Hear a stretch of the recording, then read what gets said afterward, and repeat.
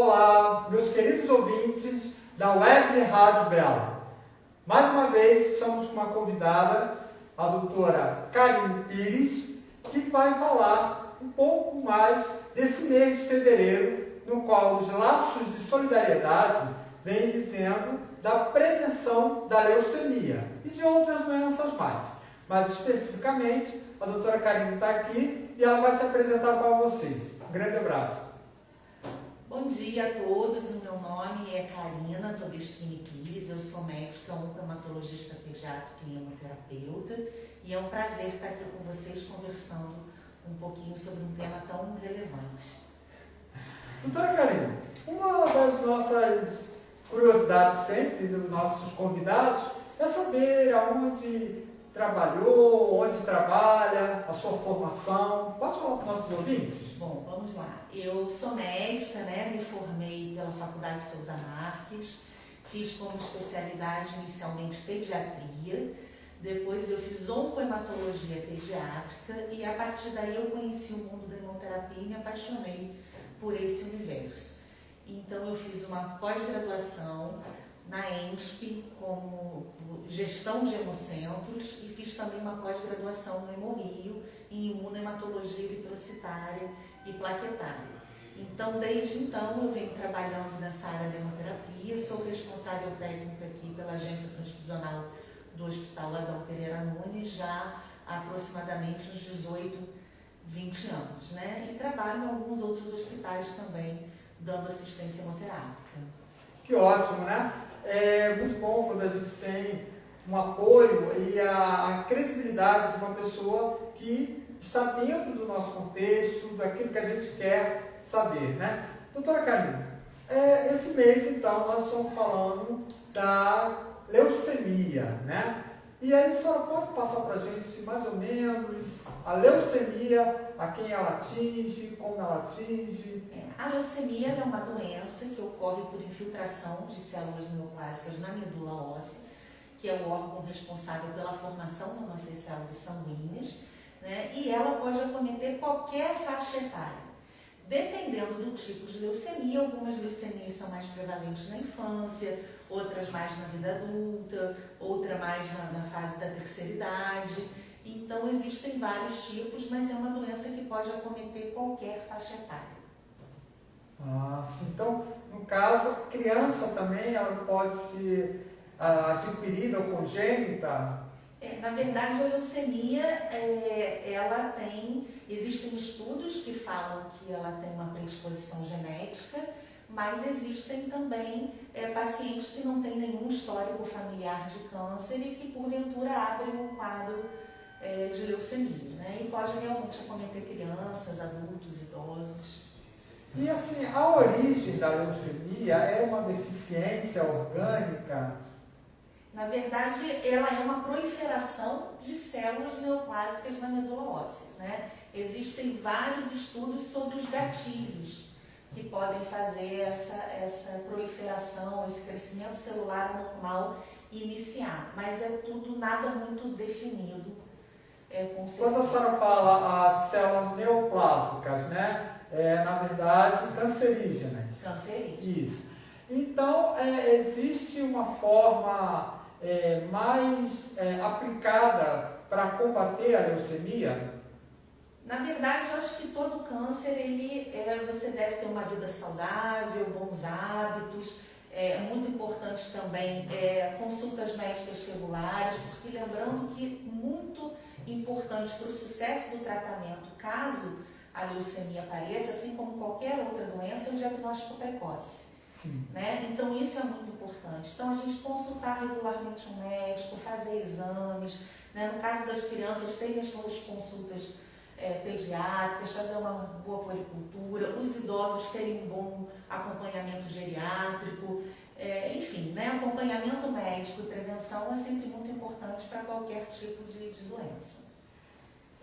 Quando a senhora fala de fazer a prevenção, nós temos um público que está nos ouvindo que gostaria com certeza de saber assim, quando vai, por exemplo, uma criança no pediatra, o pediatra ele vai detectar, ou a pessoa deve falar alguns sinais, sintomas que a criança está sentindo? É importante que existam consultas regulares no pediatra, né? O pediatra vai poder acompanhar essa criança, ver como está o crescimento dessa criança, se ela está com peso adequado, se ela está com uma estatura adequada para a idade, se o desenvolvimento neuropsicomotor dela está adequado com a faixa etária, e vai avaliar a questão nutricional. Quando o pediatra julgar necessário, vai pedir exames de rotina. Então, aquela criança que é bem acompanhada, com certeza, se porventura tiver a infelicidade de ter uma leucemia, o pediatra vai saber diagnosticar e vai perceber. Agora, é muito importante que a família também tenha um olhar atento para a criança, né? Sim. Como a criança está, uma criança ativa, uma criança que brinca, é uma criança que mudou de comportamento, enfim. Para qualquer doença, o olhar da família para a criança é muito importante, né? Então, essa comunicação da família com o pediatra tem que ser muito clara, né? Uma relação de confiança em que tudo deve ser dito. Às vezes a gente vê que as famílias têm algum pudor de dar alguma informação, mas é uma relação tão próxima, tem que ser uma relação de tanta confiança, que não pode existir nenhum receio de ambas as partes em ter uma conversa aberta. Mas aquela criança que é bem acompanhada, que tem o seu calendário vacinal em dia, que segue um acompanhamento de puericultura regular, com certeza, se ela tiver qualquer enfermidade, seja ela qual for, o pediatra vai conseguir identificar e orientar aquela família da melhor maneira possível. A senhora fala uma coisa muito importante que às vezes as pessoas deixam passar, que é o cartão de vacina, né? Ele deve estar sempre em dia, né? A gente tem que ter esse olhar bem, como se diz, atento, porque não é só da criança, do adulto também, né? Que às vezes eu vejo que o adulto não tem carteira de vacina, perdi, e aí não se sabe as vacinas que estão nos postos de saúde para ser tomadas, né? Então a criança, até mesmo na escola, eu acredito que eles pedem, né? Isso. A caderneta regularizada. Então vamos prestar mais um pouco de atenção na caderneta das crianças, tá ok? Agora, mais do que nunca, a gente tem Sim. perfeita noção da diferença que uma vacina faz em termos de saúde pública, o quanto é importante e quanto é um privilégio a gente poder sempre ter acesso a ações de prevenção, seja para o que for. Prevenir é sempre melhor do que tratar, do que remediar. Sim, com certeza. E no idoso, né?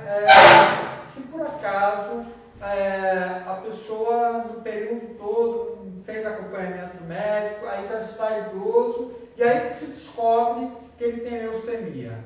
Vai estar muito avançada, é difícil o tratamento? Depende muito de em que momento da evolução da doença essa leucemia foi descoberta e qual é o tipo dessa leucemia, né? O idoso, ele é igualzinho à criança, né? Nesse sentido, quanto antes ele diagnosticar, melhor vai ser a evolução dele, mais adequado vai ser o tratamento, as chances de sucesso é muito maior. Então é sempre importante consulta médica regular, fazer exames regulares, né, para a prevenção de qualquer doença. Né? Às vezes a gente escuta as pessoas dizerem que tem medo de ir no médico depois de uma certa idade, né? Quando as comorbidades começam a aparecer. Eu não tinha nada, eu vou no médico, o médico acha, é melhor não ir. A gente escuta muito isso do pessoal da terceira idade, né? E seja o que for que a pessoa tenha, quanto antes se descobrir, melhor é. Então a gente não tem que ter medo de ir ao médico, pelo contrário, né? A gente tem que ir e estar atento às características de cada faixa etária, e um bom médico vai acompanhar, vai direcionar, vai pedir tudo que é necessário para aquele paciente ter uma boa saúde. Aí está dando continuidade à terceira idade, a gente tem observado que eles são mais ativos, né? Parar um pouco de ficar na praça jogando dominó e estão mais ativos nas academias, até fazendo caminhadas.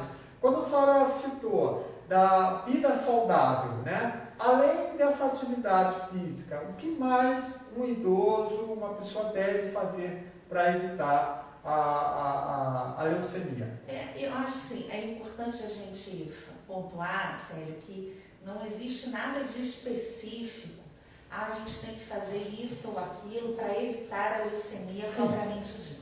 O que a gente tem que fazer é cuidar da saúde como um todo, né, para evitar qualquer doença. Né? E cuidar da saúde como um todo sempre vai incluir uma boa alimentação, consultas médicas regulares, exames de rotina. Para a terceira idade é muito importante manter a mente saudável também. Então, está sempre ocupado com alguma atividade, né? Está exercitando o cérebro. Né? Então, o idoso, ele deve, a gente nesse momento de pandemia, a gente escutou muitas famílias falarem quantos os idosos ficaram reclusos em casa, e isso acarretou problemas aí de depressão, acarretaram também problemas de, teve idoso que caiu em casa, enfim, várias outras questões vieram à tona, né? É importante manter sempre a mente produtiva, o idoso deve se ocupar com algo que ele tenha prazer, obviamente algo que não traga um risco associado, né, à sua situação de vida, né? Então, seja ler um livro, seja fazer como é que chama, palavra cruzada, exercitar a mente é sempre muito importante. Boa alimentação é sempre muito importante e consultas médicas regulares, fazerem seus acompanhamentos e a atividade física, né? Então, isso tudo é muito importante. E em relação à leucemia propriamente dita, é um acompanhamento para um diagnóstico precoce caso ela apareça. Então é tudo um conjunto de situações que levam a uma vida saudável e produtiva. Né? Doutora, como a senhora falou da hemorrio, né? É um mundo que muitas pessoas não conhecem. Pode passar para a gente como funciona, qual é a logística da hemorrio, quem pode ir, quem não pode? O hemorrio, ele é um hemocentro, né, coordenador do estado do Rio de Janeiro, e aí eles têm várias atividades e vários serviços à população para pacientes que são encaminhados e seguem uma triagem, são encaminhados via sistema de regulação, e ali você tem tratamento de doenças hematológicas, sejam elas benignas ou malignas, e ali um hemocentro coordenador que também faz captação de doadores de sangue, distribui hemocomponentes para a hemorrede pública do estado do Rio de Janeiro. Né? Então, ele tem funções de hemocentro coordenador. Então, tratamento de pacientes hematológicos e captação de doadores de sangue, fracionamento, processamento desses hemocomponentes e distribuir para a hemorrede pública do estado. Só para esclarecer melhor, essas pessoas que fazem tratamento lá, basicamente, quais são as doenças hematológicas que ela tem?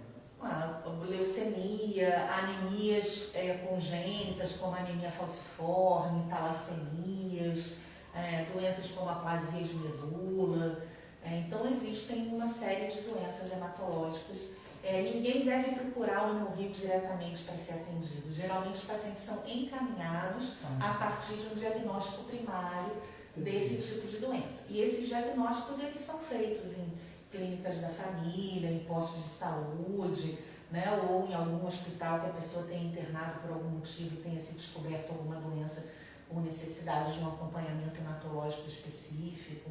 Né? Então, o hemorrio não é um hospital de portas abertas, ele é um hospital específico para esse tipo de doença e os pacientes lá têm acesso a partir de uma referência adequada, baseada nos seus diagnósticos.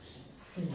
Então fica bem claro que é necessário fazer uma consulta, uma pré-consulta, né? E aí o médico é que vai encaminhar. Mas aí vai entrar na lista do CISREG ou ela já pode ir direto? Sério, ela não pode ir direto. É importante que a pessoa se informe na sua unidade de saúde como faz para que ela tenha acesso. Na maioria das vezes ela enfim, referenciada e é importante, eu sei que o hemorrio tem um serviço de triagem, mas que se informe exatamente como ter acesso a essa triagem. Existe um contato, um link que possa esclarecer? É importante, sabe, Célia, eu queria só frisar que eu não trabalho no hemorrio hoje em dia. Sim. Então, esse fluxo, como está sendo estabelecido lá, é importante que o paciente se informe com quem vai o referenciar. tá? Porque todas as unidades de saúde, elas recebem informação de como referenciar os pacientes para lá. Né? Então, eu não posso te dizer com certeza, não, vai ser via CISREG ou vai ser via algum outro tipo de regulação. Né? Mas as unidades de saúde, elas recebem essas informações de como referenciar o paciente para o hemorrio. Entendi. Agora, uma coisa importante a gente salientar, o hemorrio está sempre com as portas abertas aos doadores de sangue. Esses podem chegar livre demanda.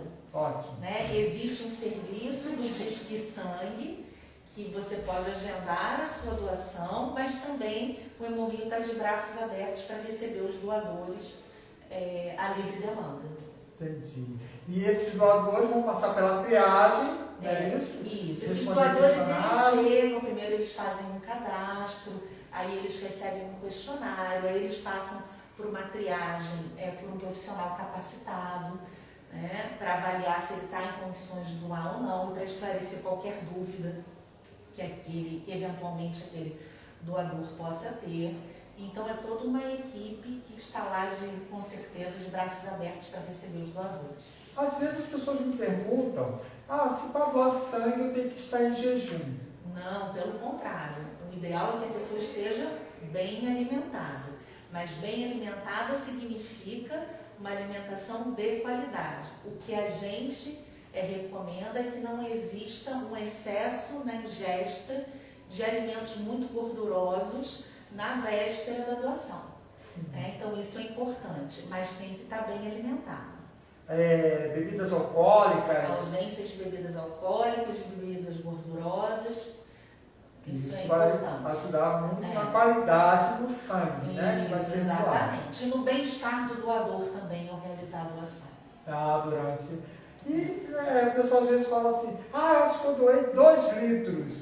Tem um limite? Tem sim limite. Não se preocupem, existe um limite determinado pela legislação, um limite estudado, que não vai acarretar nenhum problema ao doador. Em média, ali são retirados por volta de 400 ml, 420 ml. Isso a nossa medula é capaz de rapidamente nos prover e nos recuperar. Então não há danos em essa relação a preocupação, isso. então, a gente... No caso, esse sangue que é ofertado, ele pode ajudar várias pessoas ou é direcionado para uma pessoa só? Não, ele pode ajudar várias pessoas. Esse sangue, quando a gente doa o sangue total, né? E esse sangue vai ser fracionado no que nós chamamos de hemocomponentes, que é o concentrado de hemácia, plaqueto, plasma, pode ser produzido crio precipitado. E cada hemocomponente desse pode ser destinado a pacientes diferentes, e assim uma única doação pode ajudar várias pessoas. Várias pessoas. Isso. Muito importante, né? Porque, assim, a valorização da vida, não é isso? No caso, depois da doação, a pessoa deve manter em repouso, ela pode voltar a trabalhar? Depois da doação, a pessoa pode voltar a trabalhar. A gente somente faz algumas ressalvas para algumas profissões que podem acarretar um risco. Por exemplo, a pessoa motorista de algum trator numa obra, enfim, coisas que possam, profissões de mais risco próprio, né? Então a gente faz algumas considerações, mas isso tudo é orientado pelo profissional naquele momento de triagem, de avaliação individual, onde é perguntado qual é a profissão e etc.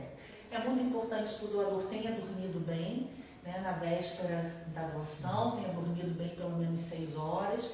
Né? A gente aconselha que não seja feito nas horas subsequentes nenhum exercício físico extenuante, né? Ninguém vai doar sangue e depois sair para fazer Cooper. Né? Então, assim, isso tudo é orientado pela equipe que está lá. Sim. Mas aí a alimentação dele normal também. A alimentação normal, e a gente estimula sempre a ingesta de líquido. É muito importante a pessoa se manter bem hidratada. Esse líquido ele vai agir como repondo... Ajuda.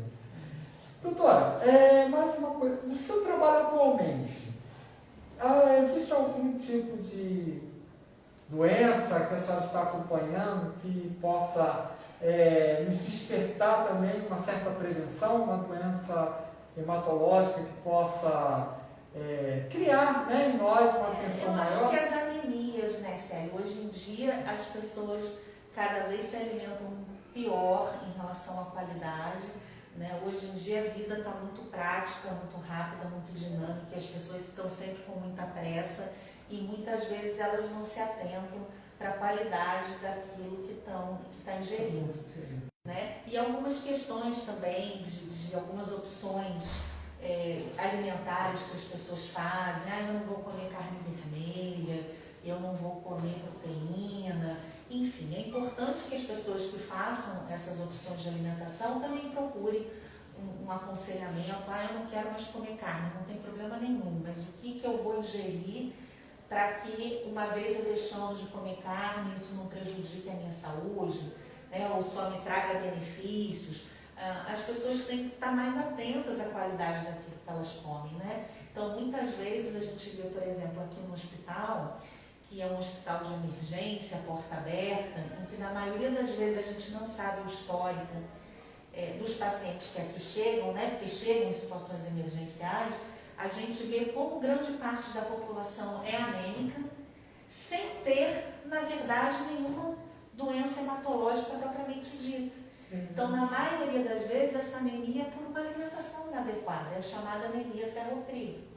É claro que pacientes em situação de trauma, eles vão sangrar, e isso pode acarretar uma anemia secundária ao trauma que recebeu, enfim.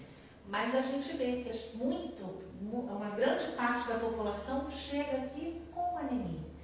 E o que é isso? Será que é uma alimentação inadequada? Será que é falta de cuidado também manipular esse alimento? Porque as próprias verminoses causam anemia, né? Então, isso é uma doença que a gente tem que estar atenta, desde a infância até a idade. E existem exames que podem ser feitos e... mais uma vez a gente volta àquela situação do acompanhamento, da prevenção, e é muito importante que o paciente entenda que ele é o principal agente da sua própria saúde. Sim. Né? Que o profissional de saúde ele está ali para orientar, para apontar, sugerir o melhor caminho. Né? Mas o principal ator da saúde é o próprio paciente com seu autocuidado. Né? Então ele tem que procurar ter uma vida saudável, ele tem que procurar se alimentar bem, ele tem que procurar manter a carteira de vacina em dia, ele tem que fazer os exames que são adequados à sua faixa etária. Né? Então a criança tem as vacinas e os exames que devem ser feitos, o adolescente tem as suas considerações especiais, a mulher que está entrando na menopausa tem as suas considerações especiais, o idoso. Então é muito importante que a gente tenha como prioridade o nosso cuidado e que a gente busque sempre orientação, informação e ter sempre o profissional de saúde como um aliado de informação. Lembrando que o profissional de saúde, de forma alguma, a ação dele é restrita ao curar, ao tratamento. Ele também tem um papel fundamental em nos orientar como evitar as doenças. Nós sempre citamos alguma coisa das nossas gestantes, né? Dentro desse contexto que nós estamos falando hoje, a gestante tem um cuidado a mais que ela deve implementar durante a sua gestação? Sem dúvida nenhuma, a gestante ela tem que comer alimentos ricos em ferro, né? Então carne vermelha, as leguminosas verdes, o feijão, né? É muito importante, né, que a gestante se alimente bem. Agora, uma coisa é de fundamental, a gestante não deve comer por dois, isso é um mito. Né? A gestante ela tem que comer por ela e pelo filho. Não é assim, né? Um bom obstetra, um bom pré-natal vai orientar como deve ser a alimentação. Porque qualidade nem sempre é quantidade.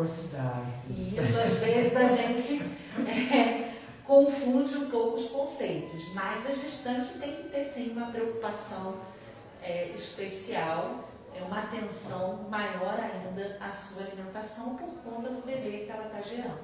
Então, é importante. As gestantes têm uma tendência à anemia que a gente chama até de hemodiluição. O que é isso? Alguns falam, não, é uma falsa anemia, porque a gestante tem um volume de líquido maior na corrente sanguínea.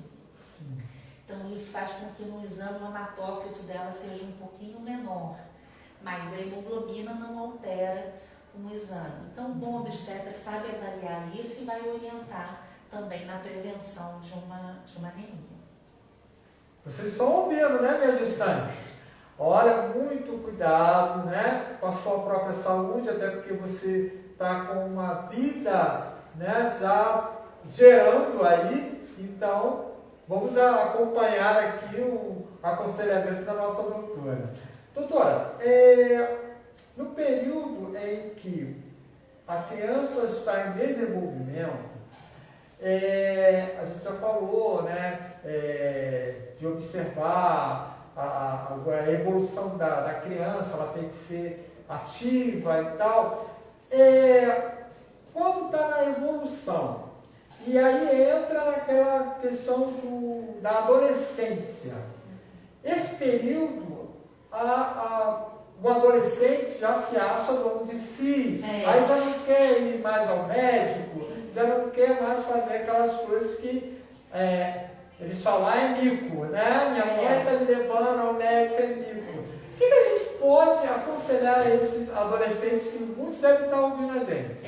O importante é que o adolescente saiba, e que embora eles sejam muito reticentes a aceitar isso, é que com o decorrer da idade a gente vai ganhando experiência. Então, que os pais sabem mais do que eles, sim. Né? Os adolescentes sempre acham que sabem mais do que os pais. Então, escute sua mãe, escute seu pai, vá no médico sem reclamar, porque é para o seu bem. Né? Alguns cuidados assim, são muito importantes. Quando o filho é pequeno, a gente vai lá e faz. Né? Quando o adolescente já está naquela fase que ele tem uma autonomia maior, às vezes eles ficam ali mais rebeldes, vamos dizer assim, nesse sentido. Mas é importante que os pais eles se coloquem na posição que eles têm de responsável pelos adolescentes e que eles imponham algumas condições que não tem negociação. Né? Então, algumas coisas a gente negocia com o filho, outras coisas a gente não negocia. Então, ir ao médico, tomar uma vacina, são coisas que não são negociáveis. Né? O adolescente tem que entender que ele tem que ir. Mas a gente vê muito, é difícil. Né? Mas aí é importante que o pai e a mãe entendam que a gente tem que ser amigo dos filhos, a gente tem que ter uma relação próxima dos filhos, conversar com eles, mas que pai e mãe não é coleguinha. Né? Pai e mãe têm que se impor em algumas situações. E uma boa conversa, um bom diálogo, o adolescente vai entender de que aquilo é o melhor para a saúde dele. Os adolescentes, sabe, sério, eles têm uma fase que a gente chama de crescimento rápido, de aceleração do crescimento. Então, essa fase ela também tem que ser muito bem acompanhada, né? Para avaliar como está a questão da ingesta de ferro nesse adolescente para prevenir anemia, como está a questão do cálcio, enfim, uma série de particularidades daquela faixa etária. Então, a gente não deve abandonar o acompanhamento, né? E alguns adolescentes às vezes acham ruim, não, eu vou no pediatra, tem um monte de criancinha pequenininha lá esperando e de repente eu grandão. Né? Hoje em dia a gente já tem colegas que são especialistas no acompanhamento adolescente, vários serviços públicos e clínicas da família, tem ambulatórios específicos para atendimento de adolescentes. Então é importante que a família se informe, né? Qual é o local mais próximo da sua residência que ela pode levar, e saúde sempre na mão. Sim, eu citei o adolescente porque muitas das vezes ele nem sabe o que está acontecendo com o seu próprio corpo, né? O hormônio que está ali já acelerado, né? E aí ele acha que, eu não estou sentindo nada, né? Não, então não preciso ir ao médico. Então fica aí uma grande dica para os nossos adolescentes e os pais, né? Qualquer esclarecimento nas clínicas da família a gente consegue, tá? Vocês devem sempre procurar mais próximo da casa de vocês, que é para ficar algo mais, para poder fazer maior acompanhamento, né? Melhor acompanhamento. Doutora, Existe algum tipo de assunto que a senhora gostaria de passar, o aconselhamento? Gostaria que a senhora ficasse à Eu vontade. gostaria de mais uma vez enfatizar, e isso é sempre a minha luta diária, na questão da doação de sangue. Pessoal, vamos doar sangue. A gente nunca sabe quando a gente pode precisar, né? A Organização Mundial da Saúde, ela recomenda que para que uma população tenha um estoque seguro de sangue para ser atendido, que 3% daquela população deveria ser doadora de sangue. Aqui no estado do Rio de Janeiro, a gente está abaixo de conseguir isso. A gente tem mantido essa triste realidade nos últimos anos, né? Com a pandemia, esse problema ainda piorou ainda mais, porque os doadores, que já são poucos, se tornaram ainda mais diminutos. Então é muito importante. Vamos fazer o bem sem olhar a quem, né? E pensando também que o que a gente faz de bem retorna para a gente. Então o sangue, não existe nenhum substituto a ele, né? É uma matéria-prima rara, uma matéria-prima que depende única e exclusivamente do altruísmo, da boa vontade dos doadores. Então doem sangue, não é perigoso, não faz mal para o doador. Doar sangue não afina nem engrossa o sangue, doar sangue não engorda nem emagrece, né? E muitas pessoas estão aí nos hospitais precisando de sangue. Muitas pessoas, às vezes, não, estou muito bem de saúde, ninguém da minha família está com problema de saúde, mas ninguém está livre de sofrer um acidente. A gente espera que ninguém passe por isso, mas a realidade é que a gente vê que muitas pessoas passam e que elas conseguem ser atendidas e ter a sua necessidade de transfusão atendida porque tiveram pessoas de muito bom coração que foram lá e que doaram, né? Então é muito importante. Vamos doar sangue, compareçam, tirem as suas dúvidas, né? Existem vários postos de coleta. É só pesquisar na internet qual é o lugar mais próximo à sua casa para doar. O Hemorrio, eu tenho certeza que está sempre à disposição para tirar dúvidas. Eles têm esse serviço do Disque Sangue. E vamos doar sangue. Doação salva vidas. Que bom, né? Então, agradeço muito a senhora, a doutora Karine, pela essa disponibilidade que a senhora nos ofereceu. Nós da Web Rádio Bela estamos fazendo esse trabalho, esse projeto, porque existem muitas pessoas que precisam de saber o que está acontecendo, não está acontecendo. E aí eu escolhi os laços da solidariedade de cada mês, que é para a gente poder enfatizar as doenças e dar a oportunidade de eles ouvirem o que eles podem fazer como prevenção, né, para si e para a própria família, né? Meus queridos, nós estamos terminando aqui, então, a entrevista de hoje, tá? Quero agradecer a vocês, ouvintes, de todos os domingos e quarta-feira. Nós estamos no horário das 16 horas aos domingos, né? E às quarta-feiras às 19 horas. Então, todo domingo nós estaremos aqui com um convidado para poder esclarecer tudo que você às vezes nem pensa, né? Que acontece, que existe, mas aquelas perguntas que a gente gosta de saber o direcionamento. Célio Santos, enfermeiro, eu quero agradecer demais, um grande beijo em vocês, tá? No próximo domingo estaremos juntos novamente.